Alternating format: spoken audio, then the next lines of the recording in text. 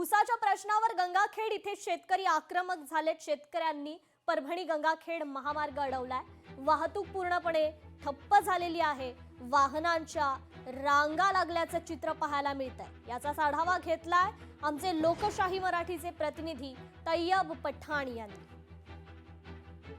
परभणी गंगाखेड राष्ट्रीय महामार्गावर ऊस उत्पादक शेतकऱ्यांकडून आंदोलन करण्यात येत आहे।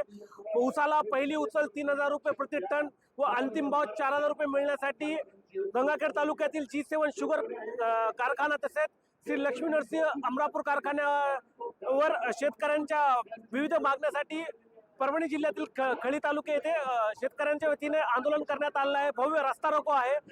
रस्ता रोकोसाठी जे शेतकरी जमले ते शेतकरी रस्त्याच्या मध्ये थांबलेले आहेत। तुम्ही पाहू शकता रस्त्याच्या दोन्ही बाजूने वाहनांच्या लांब लचक रांगा लागलेल्या आहेत व परभणी जिल्ह्याच्या पोलीस प्रशासनाच्या वतीनेही कडेकोट बंदोबस्त करण्यात आलेला आहे की काही घटना होऊ नये म्हणून शेतकऱ्याचं आंदोलन हे सुखरूप व्हावे यासाठी।